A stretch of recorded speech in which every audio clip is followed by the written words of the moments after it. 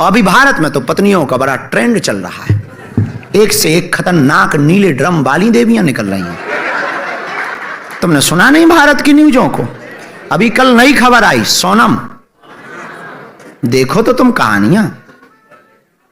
हमारे जैसे अविवाहित पुरुष डरने लगे। पहले लगता था अरेंज मैरिज सही है, फिर लगता था लव मैरिज सही है, अब दोनों ही बेकार लग रही। जब से ये राजा वाला कांड सुना है, बड़ा बेकार है। हमने सुना है लुगाइयों के सामने बुद्धि और शक्ति दोनों नहीं चलती, बल्कि ये बात हमको सिडनी के ही विवाहित पुरुष ने बताई है। तुमने सुना नहीं शंकर जी का हाल? क्या रहा उनका? तो तुमने गलत पूछ लिया आदमी से शादी। ठीक है, पूछा आपने तो कोई बात नहीं। उस छोरी के चक्कर में तो बेटा अपने बाप का मर्डर करने को तैयार है, हाँ या ना? कितने बेटों ने लड़की के चक्कर में, प्रेमिका के चक्कर में अपने बाप को छोड़ दिया, अपनी मां को छोड़ दिया? बोलो हाँ। इन्हें एक लड़की से दिल लगाने बस की देर है, कब इनका दिल किस गधी पे लग जाए और कब मां बाप को छोड़ के चले जाएं, इन गधों का कोई भरोसा? ये बात है थोड़ा कड़वी पर है सत्य। आजकल लड़कों को बस लड़कियां मिलने की देर है, भले वो लड़की गलत हो, पर कहते ना कि भूत चढ़ जाए तो तारे कौन। आजकल जितने लड़के फंसे पड़े हैं लड़कियों के चक्कर में, तो लड़कियां कोई अच्छी हैं आज के जमाने में कि लड़के ही अच्छे हैं? अब बताओ, कितनी लड़कियों के मार करके टुकड़े टुकड़े कर देते हैं लड़के, और कितनी लड़कियां लड़कों को मार डालती हैं। क्या इनके माँ बाप ने रोका ना होगा कि बेटा उस लड़के से बात ना करो, वो लड़का गलत है? क्या वो लड़की सुनी अपने बाप की, या वो लड़का सुना अपने बाप का? कोई नहीं सुनता। आजकल सबको यही लगता है कि मेरी वाली अच्छी है, मेरा वाला बढ़िया। हमारी कितनी लड़कियां लव जिहाद में फंस जाती हैं, अब्दुल से प्यार कर लेती हैं, वो अब्दुल ले जाके तुम्हें 10-20 लाख में बेच आता है, पर ये बोलती है कि मेरा वाला तो ऐसा है नहीं, और तुम्हारा वाला ही ले जाके 10-20 लाख में बेच के आएगा, और तुम बनी रहना फिर होशियार। जब तुम्हारा शोषण होगा, वैश्यवृत्ति में तुम्हें उतार दिया जाएगा, धकेल दिया जाएगा। क्या संसार में ये नहीं हो रहा है? क्या आप लोग नहीं जान रहे हैं? सब जान रहे हैं, हम कोई नई बातें नहीं कर रहे हैं। लेकिन औलाद को समझाए कौन कि ये गलत है? माँ बाप समझाएं तो वो माँ बाप को गलत कहते हैं। आजकल बच्चे मनमाना करना चाहते हैं, हम जो कर रहे हैं हमें करने दो। यदि बाप ने रोका टोका तो बाप दुश्मन बन जाता है, माँ रोकी टोकी तो माँ दुश्मन हो जाती है। क्यों जी, ये बात सही है? ऐसी तो आजकल लड़कियां और लड़के हैं, किसी पर जोर नहीं है आजकल। किसी को आप समझा नहीं सकते, इससे ठीक बात बता नहीं सकते। उन्हें लगता है जी अपने ज्ञानी है। लड़के छोरा छोरी आजकल के वो अपने को ज्ञानी मानते कि हमसे ज्यादा ज्ञानी कोई नहीं है, हमारे माँ बाप तो अंगूठा छाप है। लड़कों को ये लगता है माँ तुम क्या पढ़ी हो, हम तुमसे ज्यादा पढ़े, तुमने क्या दुनिया देखा है, हमने तुमसे ज्यादा देखी।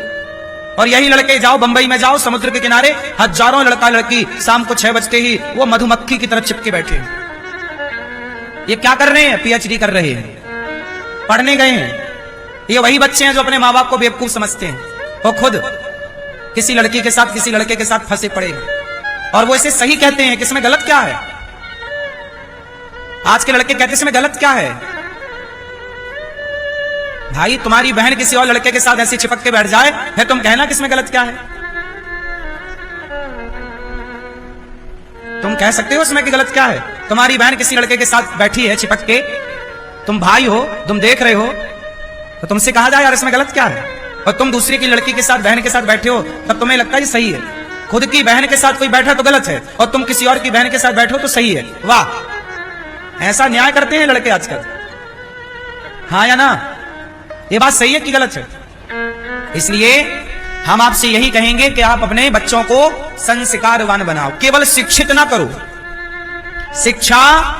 शिक्षा तुम्हारे बच्चों को तुमसे छीन लेगी, पर संस्कार तुम्हारे बच्चों को तुमसे कभी नहीं छीनेगा। शिक्षा, एक बाप की दास्तां सुनाता हूं, सुनना। और ऐसी ये दास्तां कोई एक बाप की नहीं, हजारों बाप की हैं, सुनना। एक माँ और एक बाप मेरे पास आए, कुछ महीने हो गए इस बात को।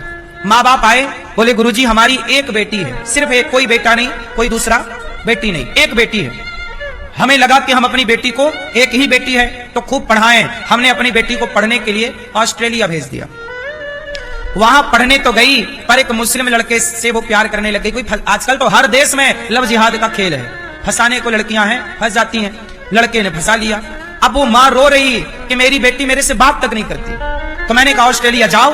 तो वो मैया बोली, वो बाप बोला कि हम गए ऑस्ट्रेलिया, उस कॉलेज में, यूनिवर्सिटी में गए जहां हमारी बेटी पढ़ती है, वहां की पुलिस को सूचित किया, वहां हम गिड़गिड़ाए बेटी सुन ले हमारी, पर बेटी हम बाहर बैठे रहे, उसने दरवाजा बंद कर लिया।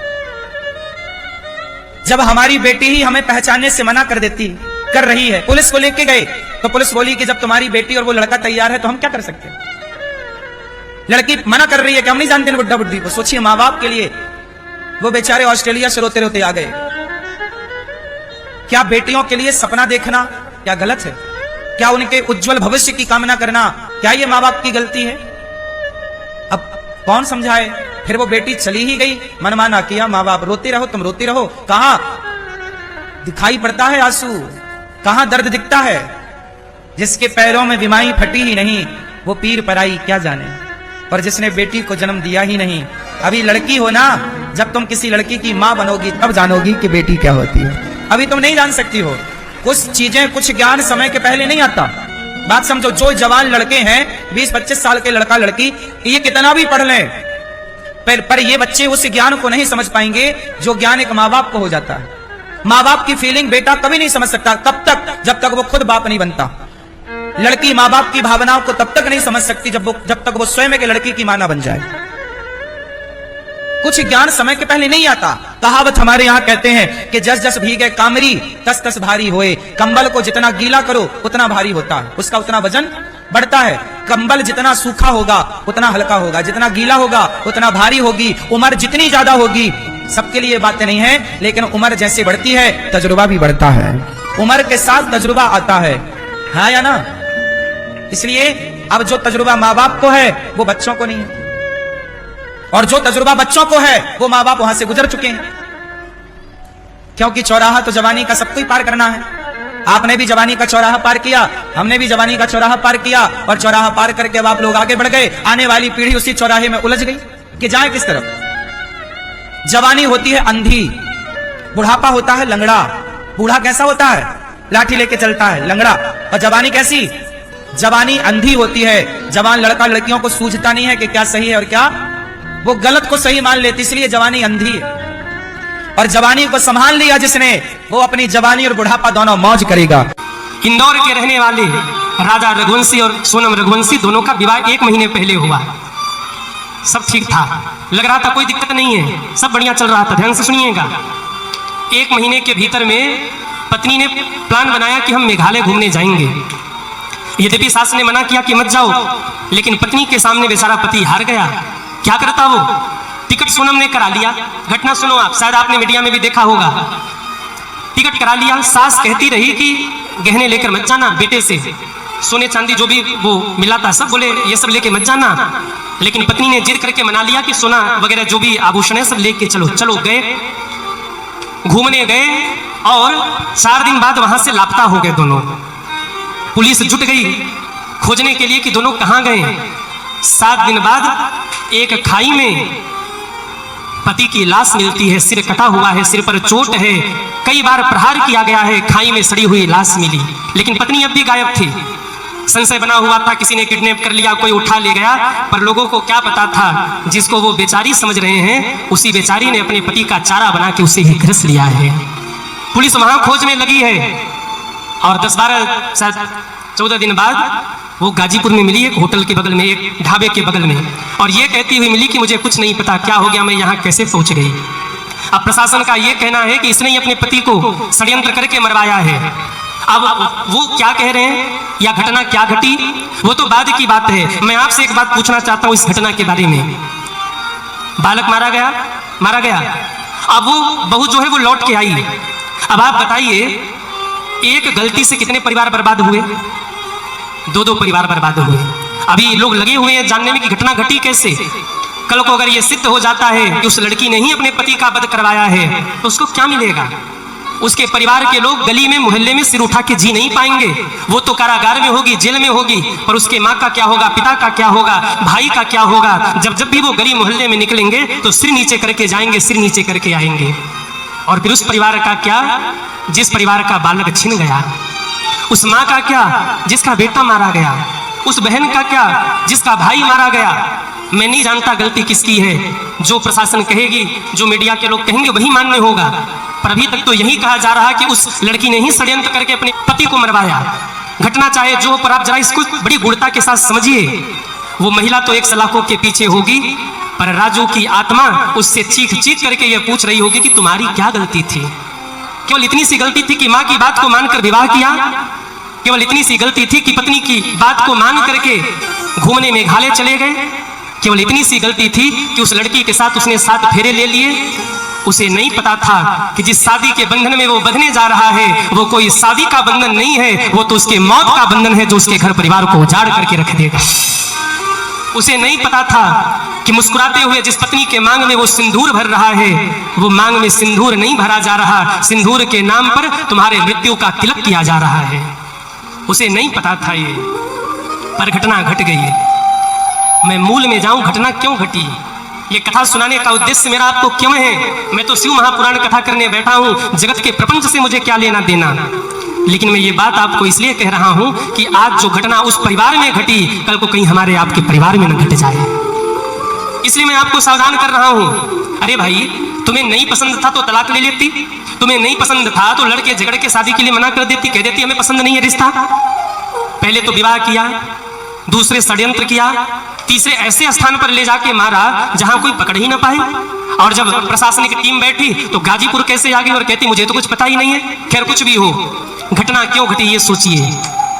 अगर उस लड़की ने सत्संग किया होता, कथा सुनी होती, संतों का सेवन किया होता, ये संतों के मुख से सुना होता कि पत्नी का धर्म क्या होता है, तो आज राजू की लाश उस खाई में नहीं मिलती, आज दोनों पति पत्नी अपना सुखमय जीवन जी रहे होते।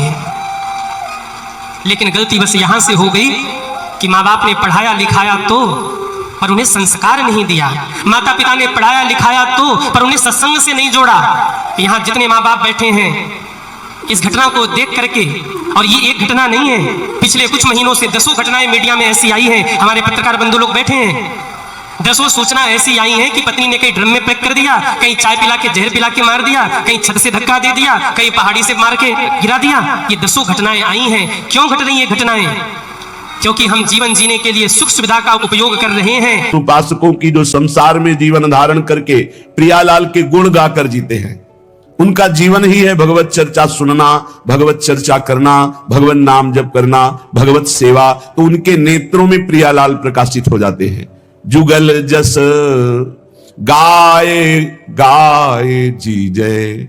सच्ची मानिए, बहुत बड़ी ये अद्भुत सिद्धि प्रदान करने वाली वाणी जी हैं। आप बस गुनगुनाते रहिए। जो 84 जी हैं, 42 लीला जी हैं, महावाणी जी हैं, केलीमाल जी, ये सब अद्भुत सिद्ध मंत्र हैं, एक एक अक्षर में श्यामा श्याम विराजमान है। जुगल जस गाए गाए जी जय, यही जीवन है। सिद्ध पुरुषों का यही जीवन प्राप्त करने के लिए साधक जन चेष्टा करते हैं, और यही परम सिद्धों का भी स्वरूप है। ललिता ललित बजावती बीना, गुण गावती सोई जीवन जी जय। ललिता जो वीणा वादन करके प्रियालाल का जस गाकर जीती है, तो यहां कह रहे हैं जुगल जस गाए गाए जी जय। ये बैठ जाए दिमाग में। रास्ते में चल रहे हैं तो कोई पद गुनगुना रहे हैं, पद गुनगुना रहे हैं, बहुत उत्तम बहुत उत्तम। आज देखी ब्रज सुंदरी, मोहन बनी केली, अंश अंश बाहुदय किशोर जोर रूप राशि, मनोतमाल अरुझि रही सरस कनक बेली, मनोतमाल अरुझि रही सरस कनक बेली। महान अमृत तेरो ही ध्यान राधिका प्यारी, गोवर्धन धर लालही कनक लतासी, क्यों न विराजत अरुझि श्याम तमालही। कभी रास के पद, कभी विलास के पद, कभी शोभा के पद, कभी वनगमन, कभी झूलन लीला, कहीं यमुना विहार, अद्भुत रास रस भरा हुआ है वाणी जी में।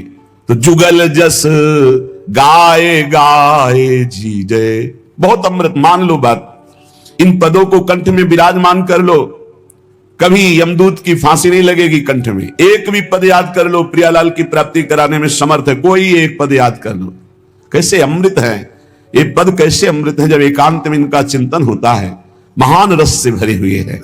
चल ही राधिके सुजान तेरे हित सुख निधान, रास रचो श्याम तट कलिंद नंदिनी, मंजुल कल कुंज देश राधा हरि विशद वेश राका, नव कुमुद बंधु शरद जामिनी, नंद के लाल हरिओ मन मोर, अधर अरुण तेरे कैसे कह दुराम, अपनी बात मुसो कहिरी भामिनी। कोई पद उठा लो, गुनगुनाने लगो, ये आपके जीवन को निकुंज रस में डुबो देंगे। अद्भुत महिमा युक्त है, विश्वास करो, बस पकड़ लो, सत्संग की बात पकड़ लो। ये जीवन के परम लाभ की बात कह रहे हैं। परेशान रहते हैं, हमें काम वेदना है, हमारे अंदर ये विकार है।